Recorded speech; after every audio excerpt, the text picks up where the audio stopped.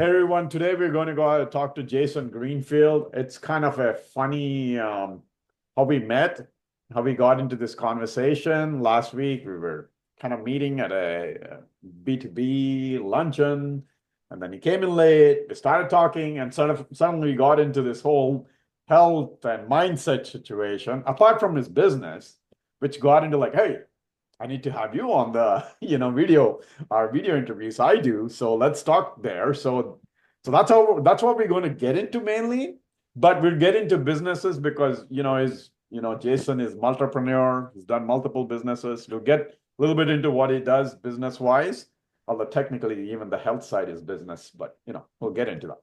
But to give a brief intro, Jason is in the events field right now, but he's also a health coach, specifically cancer.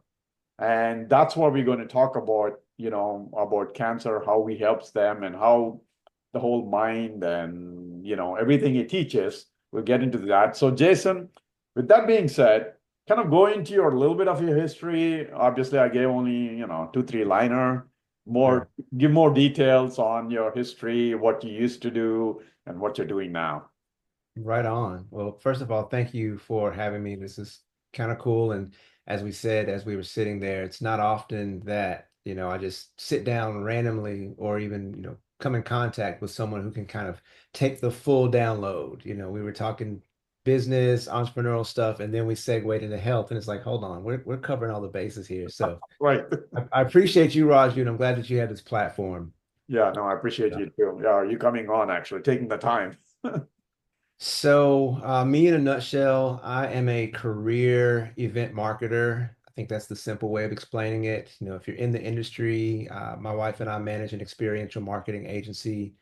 I've been in this industry 25 years. I'm celebrating a bit of an anniversary. It was actually 25 years ago to the month that I planned my first custom brand experience for Mm. like a major brand. And I was an intern at the time, but it's been that long. So feels kind of surreal to still be doing it and passionate about it and teaching and leading others now that we have a team and whatnot. But that's been my career. Health and wellness for me has always been a hobby. I was an athlete as a young student, young child, young kid.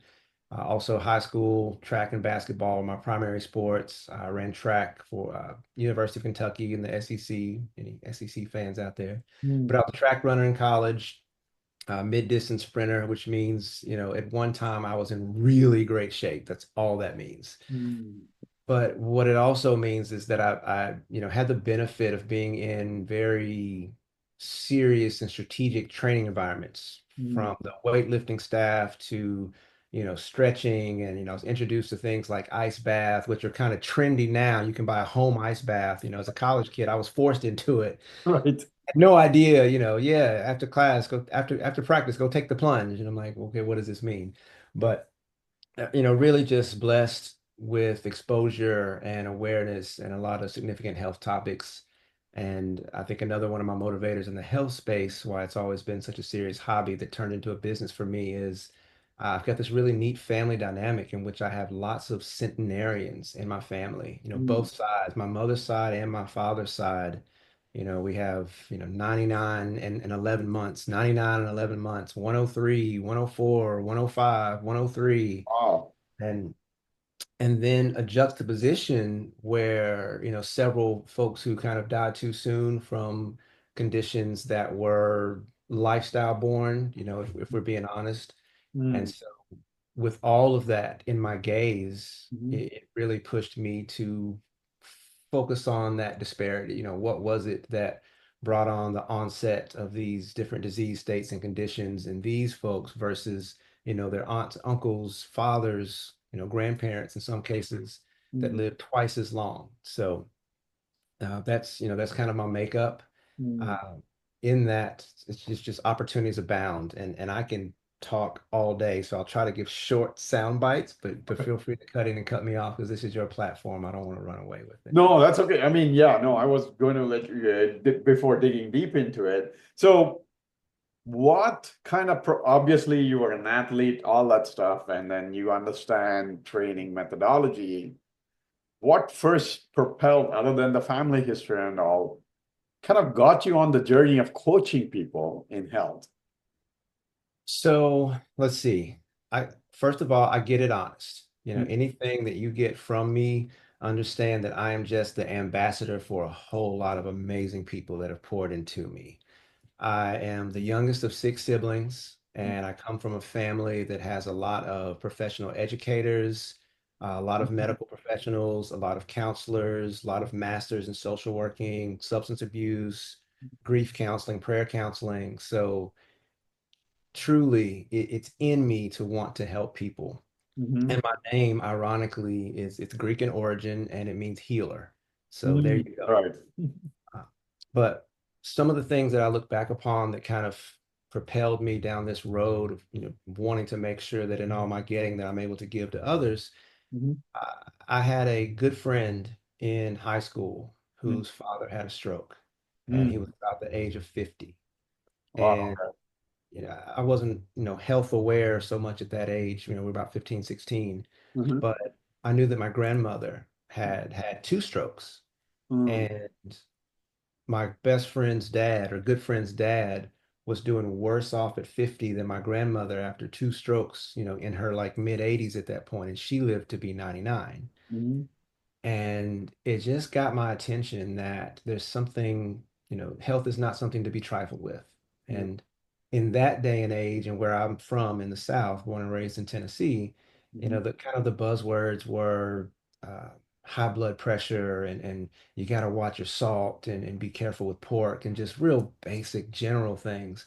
But Right. like as a 16-year-old kid, I'm like, I'm never eating bacon again. Right. Might have lasted a few months. Uh-huh. It got my attention and it really pointed to the fact that there are lifestyle choices that we can all make that do have some level of cause and effect Mm, relationship on how we end up or how we potentially can end up. mhm. That was the genesis, honestly. Got you.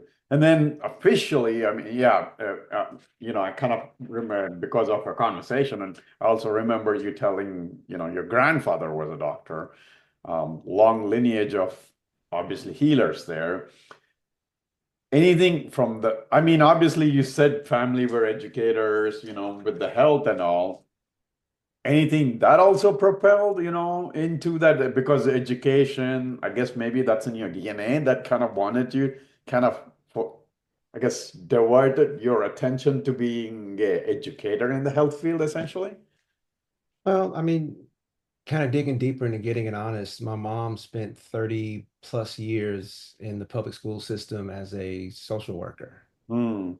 And so while she's teaching, and she was working with elementary and middle school age kids. And so while she's teaching young people on how to manage their emotions and deal with their family situations, and I'm getting the same instruction at home, she's got Right. the little emotional face diagrams and giving me the talks and as I'm dealing with different situations at school. Mhm. My father at that time was a rehabilitation counselor, Mhm. first working in a youth rehabilitation home, and then Okay. secondly, he worked with a nonprofit for over a decade that was rehabilitating disenfranchised veterans. So I grew up around a lot of post-Vietnam veterans who were, strung out or homeless, and watching my dad kind of take them through different paces and exercises to Mhm. get them back on their feet, help them find jobs, help them find stable housing, Mhm. and so all of that, those are the inputs. I'm the outcome. And Mhm. so, and I'm a learner. And so having educators all over the family, the one thing that we know that we're going to do is be lifelong learners. And so it became a thing where, I don't do small talk, but if you open the door, I'll give you a download on some aspect of health or now health and business and family relationship, whatever it is. I kind of like to deal in the meatier things of life that really matter and share as I can because that's how community is built. Awesome. Now going fast forward, right? How did you get into cancer specialization, helping cancer afflicted or cancer recovering. So Yeah, get into that story and how do you, I mean, yeah, I guess give us some details on how do you sure, help sure. somebody specialist there. So I mean, this part is totally random and actually really recent. Okay. if you're picking up anything that I'm putting down, I tend to build, I've built today off of yesterday's experiences. Mm, And I'm the youngest of six, but I've actually buried two sisters to cancer mm. battles. And Sorry to so hear that, man. Wow. that's Okay. that's part of the imprinting. Mm, It was during COVID. There was a very popular social media app because we all had so much time on our hands, mhm, and I was spending time listening to online panel discussions is kind of what it amounted to. And I heard, you could select your topic, and so I heard someone talking about a different diet, kind of a new diet. The diet in the headline of the seminar, the webinar, is what right. got my attention. I'm like, oh, okay, let me listen to this. I'm gardening. It's Mm, COVID. I don't garden, but during COVID, we right. garden.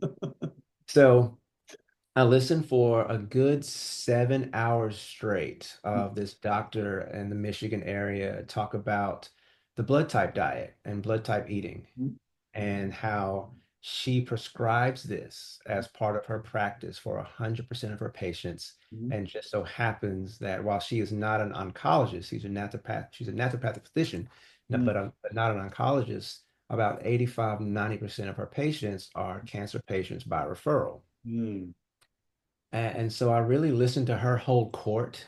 mhm, She spoke her presentation was maybe an hour, hour and a half, but mm, there was about 5.5 hours of Q&A and just really rich discussion. mm, And it kind of sucked me in. It wasn't my first time hearing about blood type eating or blood type dieting. At mm, that time, I already had a functioning wellness practice, kind of a brick and mortar thing that was albeit struggling during COVID, but I had started my own wellness business during that time, mm, and it got my attention. I'm in marketing, my career, my degrees, all of that's in business management and marketing. mm, And so I tell my clients, I'm trained in the dark arts. I know that the information territory out there is confusing, it's misleading. mhm. To be honest, part of it's by design. I'm so sorry, it's not my fault. But because I am trained in those mediums, it's kind of like I can spot a lot of it where maybe the layperson's eye doesn't pick up and it can really get frustrating. Mhm, And so I process a lot of things, but I only speak on what I've tried or what I've at least researched enough or dug deep enough to feel like this is concurrent with the best practices or best information that's out there. mm, This blood type eating thing was new mm, and it got my attention. And so I then brought that into my own business, my own wellness mm, studio, and tried it with one of my clients. And mm, we did it together, and it was incredible. The science was there. What really sold me is that I was listening to like a first person account. This doctor in particular had done her residency mm, with the doctor who had publicized the book and all the manuals and the work that behind the blood type diet. mm, His father actually is a doctor himself who pioneered the work as a resident himself, and so mm, I'm listening to first person account of the validity of the lineage mm, of this method. And while a lot of people shake their heads, wag their finger because the scientific double blind studies. control, the studies haven't been there. I'm listening to empirical case after empirical case after empirical case while I'm on the phone with people chiming in, giving their own personal testimony. Mm, And while you can't always derive corollary from someone's testimony or a stack of empirical cases, it mm, does give some level of validity that this thing is working for some people. And so it just kind of called me to dig deeper. mm, To make the story short, I continued to jump on that same call. Every time she posted she was going to be on, I was on. mm, I started asking questions. I started following up in the direct messages and then emailing her. And after a couple months, she was like, "Hey, would you consider coaching for me?" And mm, I was humbled, blown away at that point. uh-huh, I'm a learner and I'm a sharer, but I didn't consider myself a coach. And I said, "Hey, I uh, don't know. I don't know if I have the goods to be a coach." And she's like, "No, it's just an hour. You'll be fine. Trust me." And that's when it began. It was myself and another few naturopathic physicians and specialists in the wellness space. I think one herbalist. And mm, we all kind of met in that forum, that online forum. To this day, most of these folks I've never met face to face. Only one out of maybe five or six. But we are a family, a coaching community. We've been coaching side by side and being an adjunct benefit to this medical practice out of Michigan Mm, for these patients for going on 3 years now.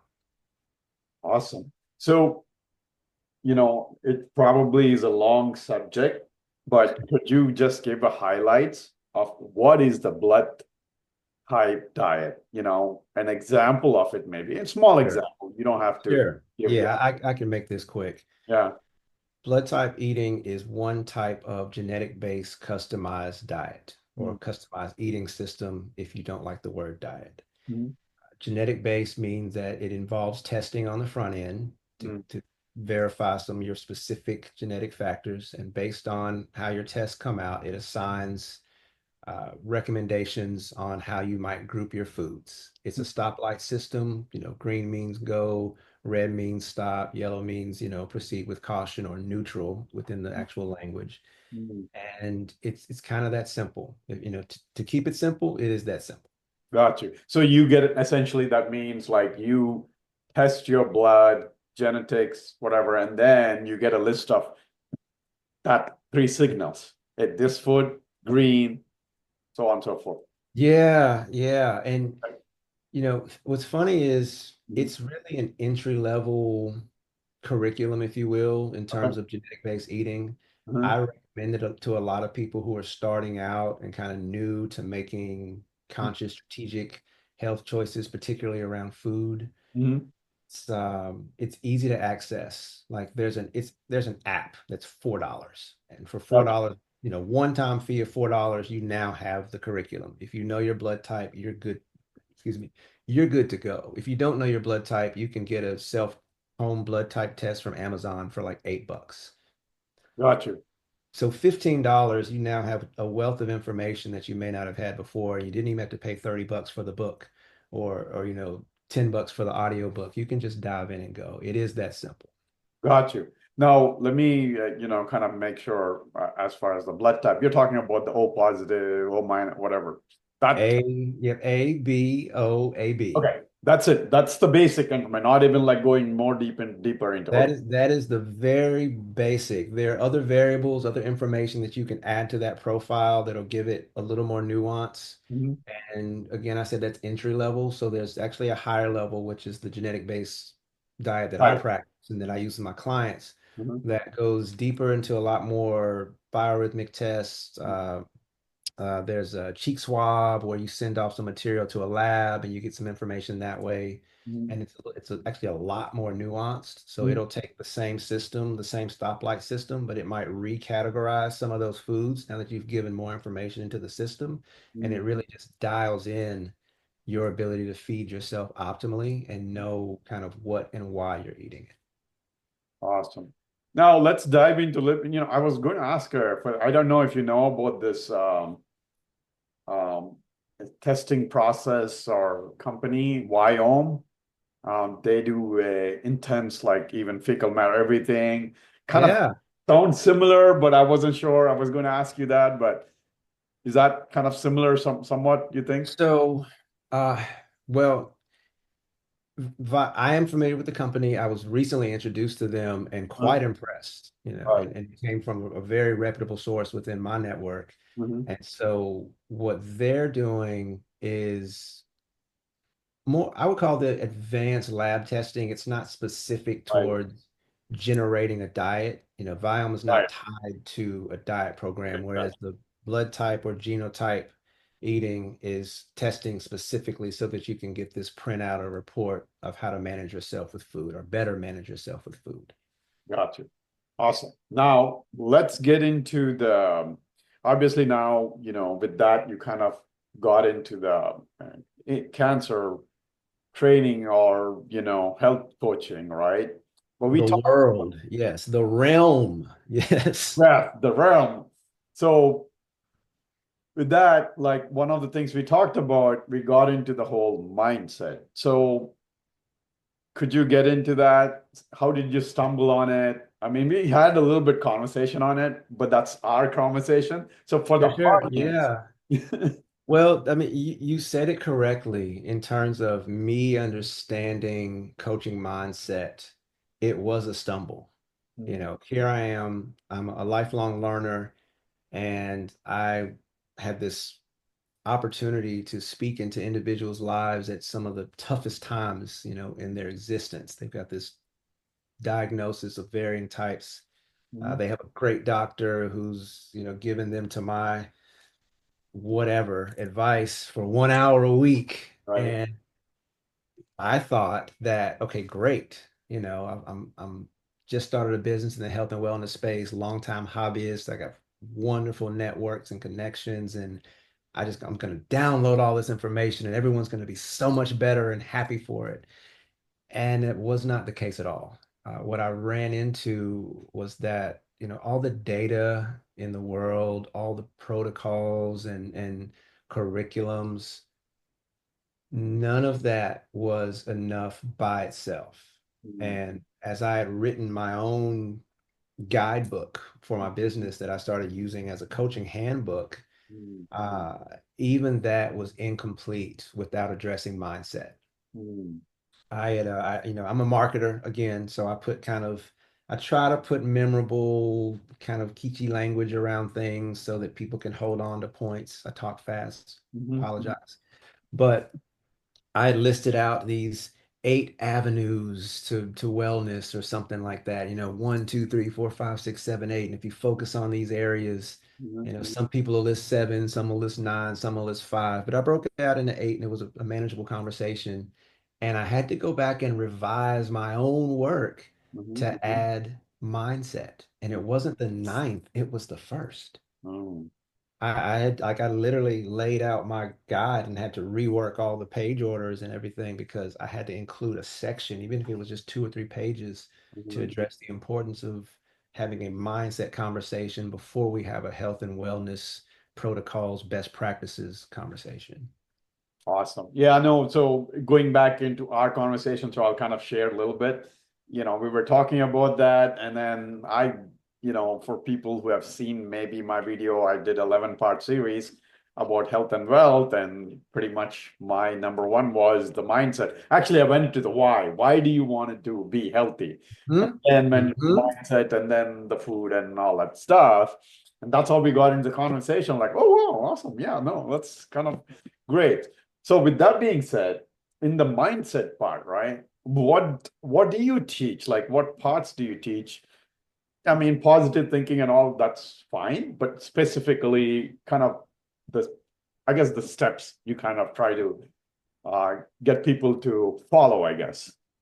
So I'm gonna totally cheat here. I just opened up the same guide, and what's funny is I haven't updated this since 2021, and so it's this is likely quite remedial compared to what you might be dealing with. But in the short amount of time that I was dealing with folks in studio and then even shorter online with the virtual coaching, there was some key principles I just wanted to seed, almost like seeds in the ground or nuggets that if we can just start here, then I think we can get some other places. Because if we can get this solidified, Mhm. I totally have you on eating and sleeping and breathing and hydration and supplementation and exercise. I mean, that stuff is easy if we can get some of these things. And so one of the first mindset pages I'm looking at here is stay the course.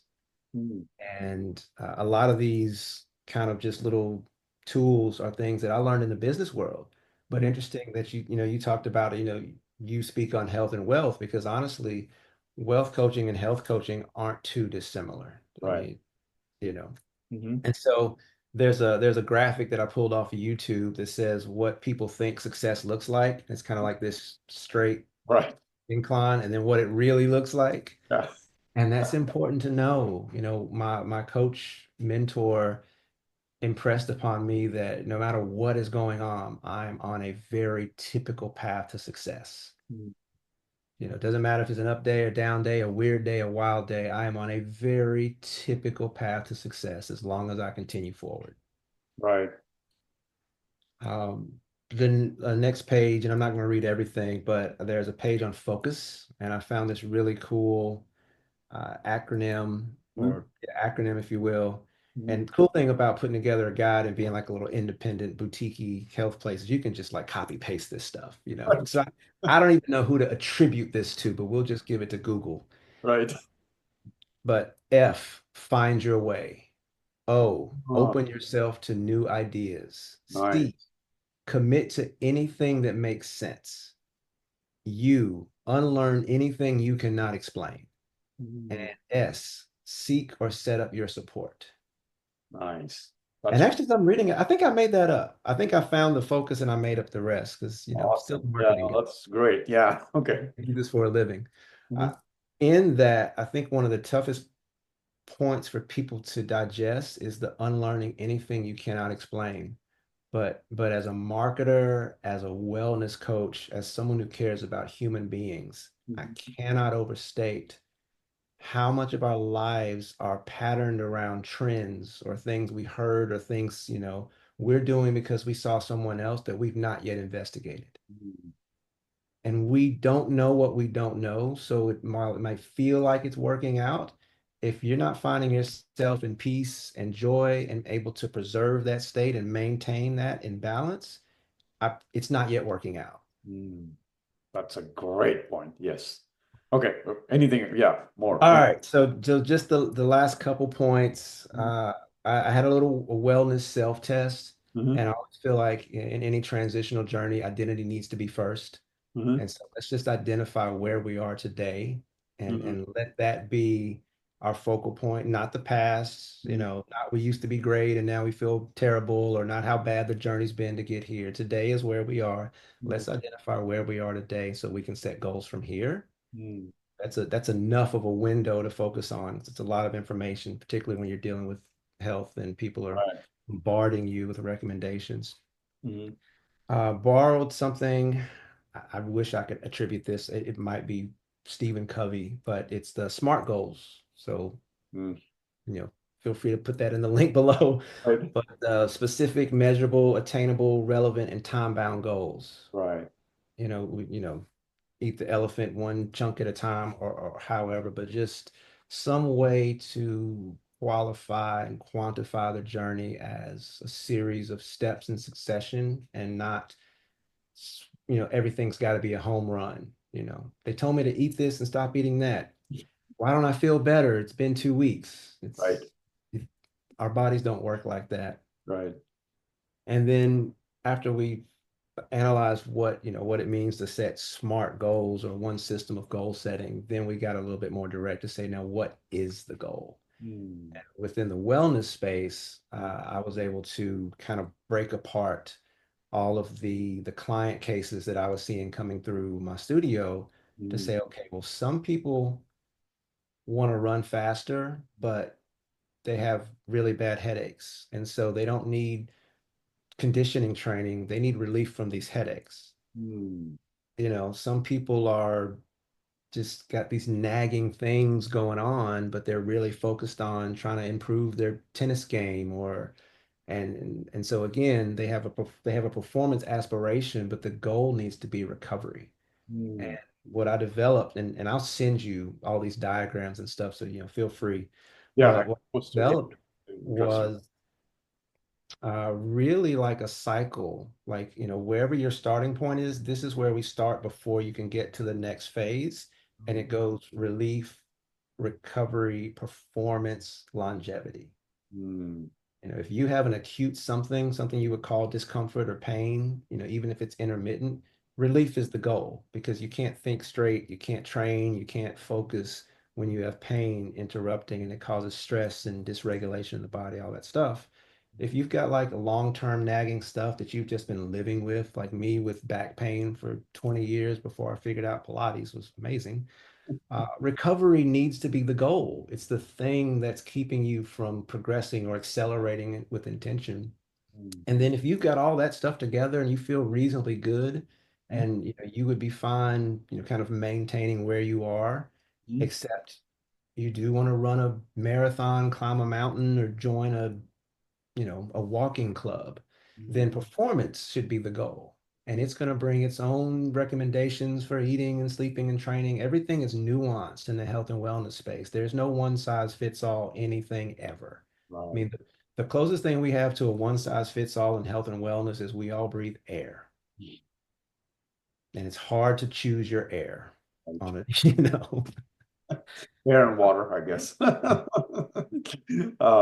Awesome. I mean, I could have gone into a podcast on two or three things you mentioned, actually, separate, so Yeah. we probably don't have time to do all that. There are a couple of key things I kind of wanted to develop, little, kind of talk about, but I'll just mention it because that itself can go in depth. One of the things key thing you said is most of the time you're run, or I don't know if you say it exactly like this, but most of the time things are run by what we don't know. And that is a key point, right? This is something I've learned in, keyword I learned in Landmark Worldwide, which is a personal development for people who know maybe. But that's the problem with most of us is that's what is running our show and we don't know. That's running our show. That's one point. That's a great point he made. The other one, you basically said, I don't know exactly how you said it, but this kind of triggered me about doing it piece by meal. And also, one of the things I've learned is defining yourself as that. Like I define myself as a health conscious person. So I don't need motivation. I Yeah. am. I made myself that person. So it doesn't matter to me. I don't need motivation or I don't need this. I'm already that person. And that's what I've learned. I've told people like, unless you define yourself as healthy eating or whatever, exercise person, whatever, then you won't do it because the definition, right? Anyway, you said something there that kind of said similar thing. I just forgot where I wrote it, but So here's let's go back into that. So the not knowing what you don't know is, I mean, to me, as a marketer, it's kind of the only reason I have a job. Because, we live on trends and not truth. Mhm.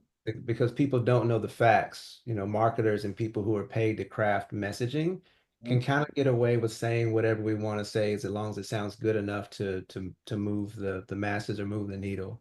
Uh, so out of that study, what I try to impress upon my clients and my coaching circle is that understand every message has a motive.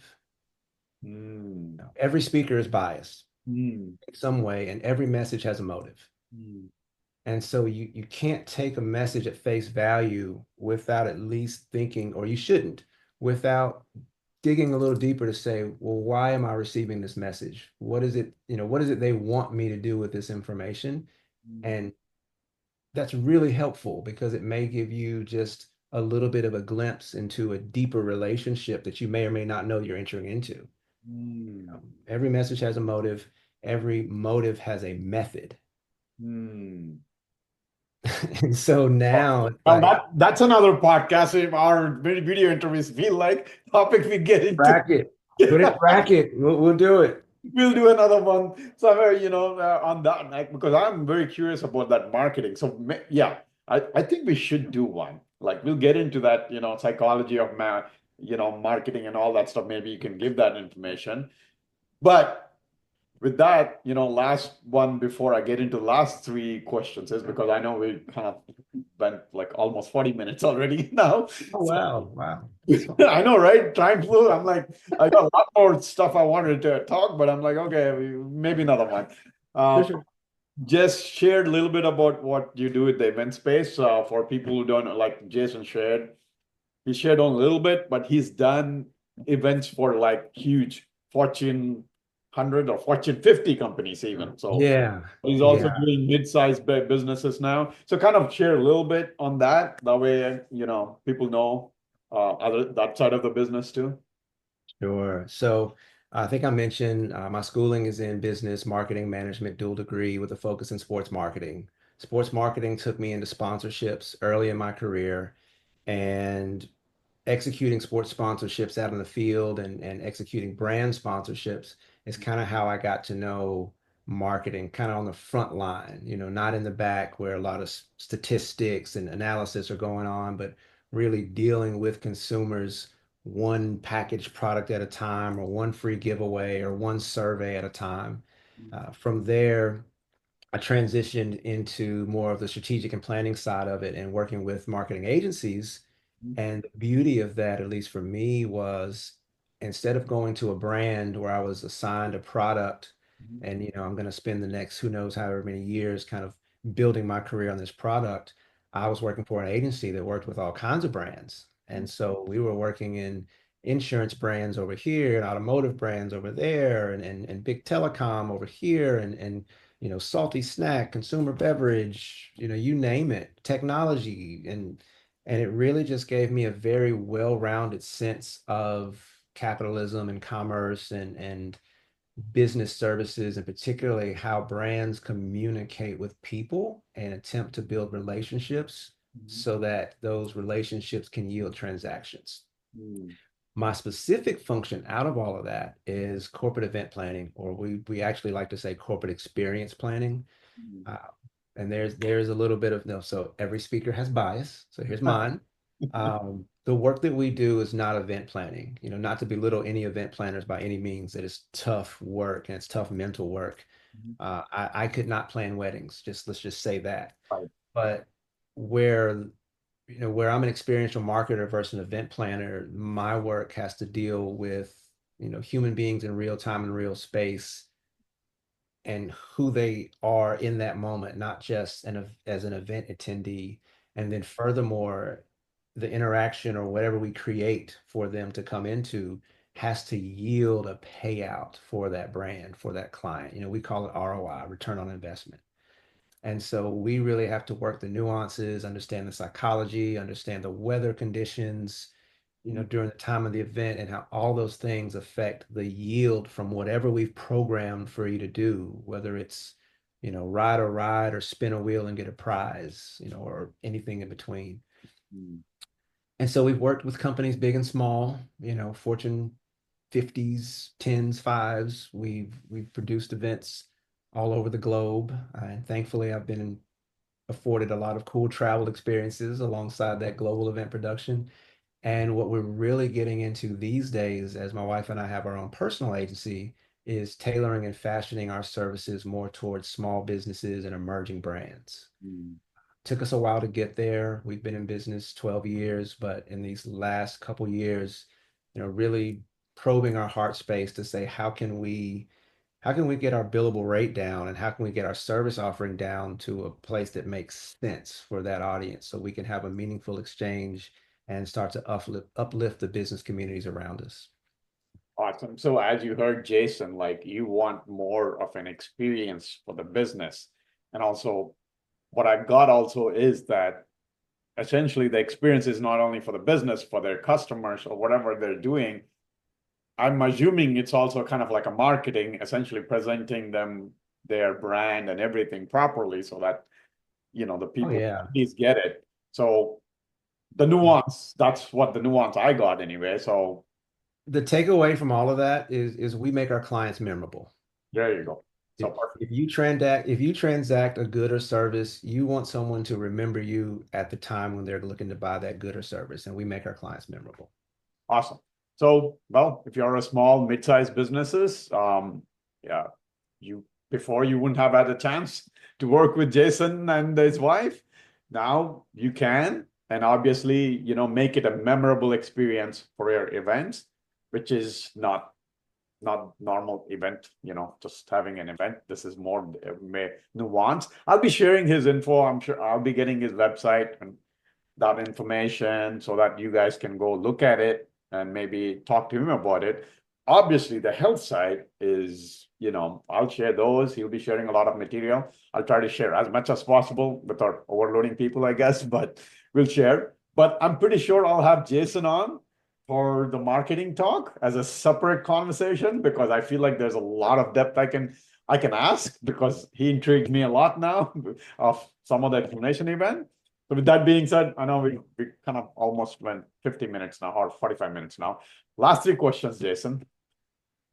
What's the one book we talked about what's the one book you want to share that you really, I mean, probably your number one book or whatever that you love, enjoy reading, and would want others to read too.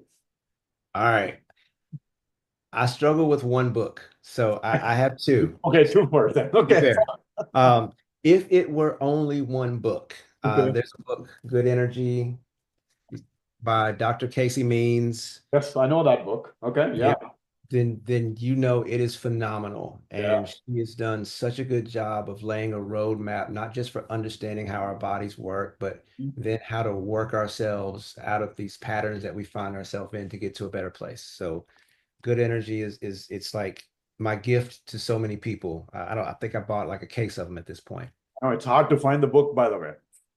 Yeah, and I have the spiral bound, so I can like take my notes and highlight it. You see my highlighter and stuff there. There you go. Another one that's just this one I think I would recommend for anyone who might be starting on their health and wellness journey and they're kind of intimidated by just, oh my gosh, where do I go with this? Because it is such a vast space. Mhm. A book called Breath by James Nestor. Ah, yes. I saw his podcast. Amazing. Yeah. Such a fun and interesting read. I listened to the audio completely through like three times before I bought the book and essentially made it a reference material. I got it all tabbed up. But if you're new to the health and wellness space, I think this book, beyond most that I've read, really gets into the meat of that we don't know what we don't know because he's talking about the one thing. And what I say, there's one place where one size fits all and it's breathing. Yeah. And he even breaks that down to where not really, if you know, you know, there is no one size fits all of breathing. There's a ton of space to optimize. And I just thought this was such a cool ride and it gets people's attention. And he's a great writer. So, No, no, awesome. Yeah, no, I've listened to him and I've listened to him after I started practicing breath work, mhm. pranayama, Wim Hof, and Oh, yeah. and multiple, I do multiple things. But Yeah. anyway, awesome. The next question is, what inspires you to get up and do what you do every day? I'm a man of many mantras. And, there's one personal motivator. When people ask, what's my why? Mhm. I've broken it down into this one phrase that we might be more fruitful. Awesome. Wow. That's awesome. Yeah, that's great. All right.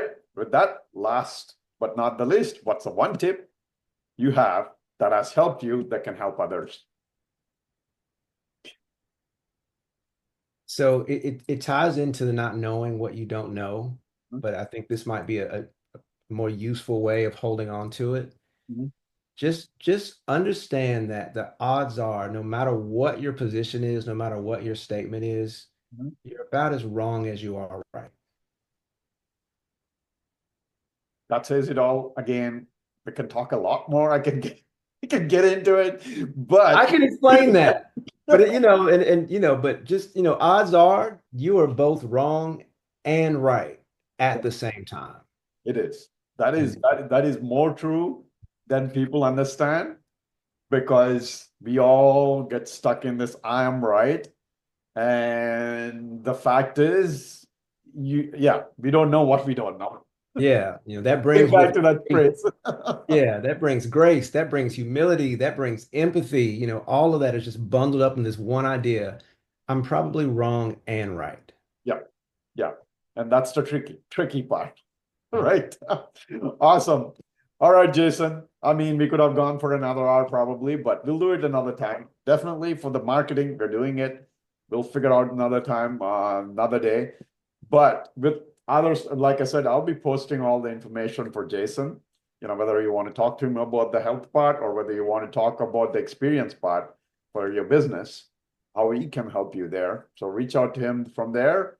And Jason, thank you, man. It was awesome. I had a lot more stuff to do, ask, but we'll talk again. Maybe it'll All be right. two more shows, so we'll see. I enjoyed it. Anytime. This was great. Thank you. This was Thank you, awesome. sir.